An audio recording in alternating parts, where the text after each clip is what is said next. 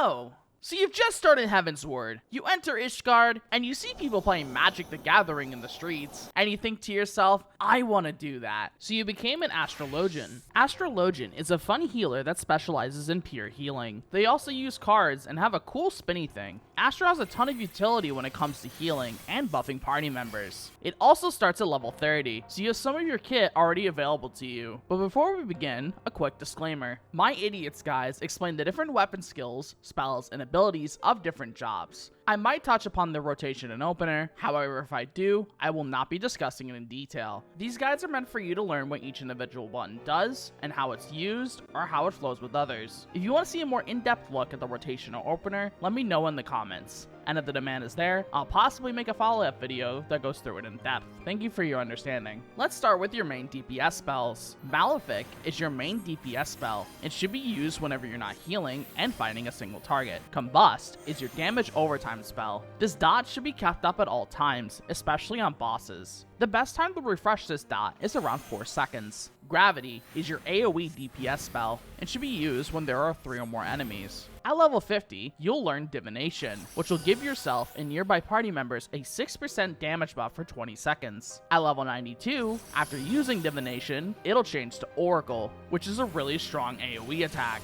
Astro also has a few healing spells and abilities at their disposal. Benefic 1 is a single target heal that'll restore some HP, while Benefic 2 will restore a lot more HP. Benefic 1 also has a 15% chance of making your next Benefic 2 a guaranteed critical heal. Even though that might sound like a good thing, you should stick to using Benefic 2 at all times, unless you don't have it unlocked in a low level dungeon. At level 50, you'll get Synastry. If you put this on another party member, they'll receive 40% of the heals from any single target healing spell you use. This is most commonly used with Benefic 2, as when you heal the party member with Synastry, it'll give them a double heal. It's very useful to do this when you have no other options and need to heal someone for a large amount. Essential Dignity will restore HP for a decent amount. However, the lower the target's HP is, the heal will be stronger. You'll get a second and third charge of Essential Dignity at level 78 and 98 respectively. At level 74, you can use Celestial Intersection. This will apply a shield to a targeted party member and heal them for a little bit. This ability is really good at helping tanks during dungeon pulls. You'll get a second charge of Celestial Intersection at level 88. Helios is your AoE heal that'll restore a bit of HP to all nearby party members. At level 40, you'll get Aspected Helios. This will restore less HP than Helios, but it'll apply a regen that lasts for 15 seconds. At level 96, Aspected Helios will get an upgrade called Helios Conjunction, which buffs the regen effect to be even stronger. At level 60, you'll get Celestial Opposition. This ability will restore a small amount of HP to yourself and nearby party members, but it'll also apply a regen that lasts for 15 seconds. This is very good when you need to do a quick AoE heal after a raid-wide attack that hurts the whole party. At level 34, you'll be able to apply a single target regen using Aspected Benefic.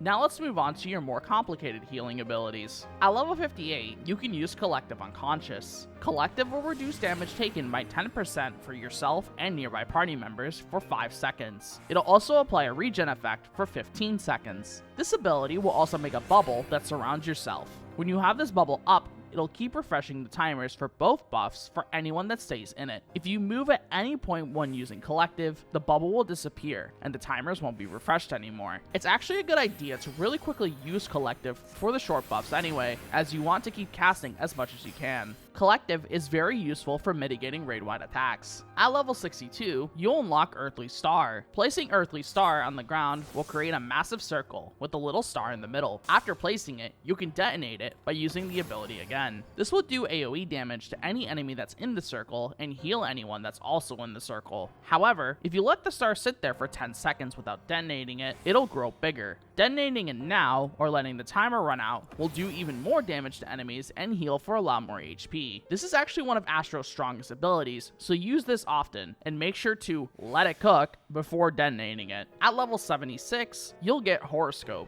which will apply a buff to yourself and nearby party members that lasts for 10 seconds. If you press the button again or let the timer run out, it'll give a small heal. However, if you use Aspected Helios before the timer runs out and don't use it early, it'll increase the timer to 30 seconds and buff the heal. You should always prime Horoscope using expected Helios before setting it off. Horoscope is useful for healing after raid-wide attacks, especially if you primed it beforehand. At level 80, you'll learn Neutral Sect. This ability will increase your healing potency by 20%, and anytime you use expected Benefic or Helios, it'll apply shields. This is very useful when you need to get a lot of healing out or need strong mitigation for the whole party. At level 100, using Neutral Sect will change it to Sun Sign, which when used will reduce damage taken by 10% for 15 seconds for yourself and nearby party members, which is also useful for mitigating raid-wide attacks. At level 90, you can use Macrocosmos. This will do a bit of AoE damage and give yourself and nearby party members a buff with the same name that lasts for 15 seconds. During these 15 seconds, 50% of the damage that you take is compiled, and upon using it again or letting the timer run out, all the damage will be converted into a heal. This is by far one of the strongest healing abilities in the game, especially if you get hit by a massive attack and you use Macrocosmos before it happened. Before we go on, if you're enjoying this video so far, I highly suggest you subscribe and leave a like, as it helps a lot. If you want to support me even further here on YouTube, you can hit the join button and become a member. It's only $1 a month, and anything helps. I also stream on Twitch and YouTube almost every week, so if you want to watch me live, be sure to check out the Twitch link in the description below, or look out for my streams on YouTube. Thanks so much for your support. Anyways, ASTROLOGIAN also have cards that they can give out to their party. Each of the cards do different things, and you can draw these cards by using Astral Draw and Umbral Draw. Both of these moves will also restore 2000 MP. Using Astral Draw will give you the Balance, the Arrow, and the Spire. The Balance will give a 6% damage buff that lasts for 15 seconds if it's used on a melee DPS or a tank. Otherwise, it's only a 3% increase. The Arrow will increase the HP restored by healing actions by 10% for 15 seconds, and the Spire will give a shield that lasts for 30 seconds. The Balance is your DPS buffing card, so make sure it's used on a melee DPS, or if there is no melee, use it on a ranged or caster DPS. Both the Arrow and the Spire can be used whenever you need them.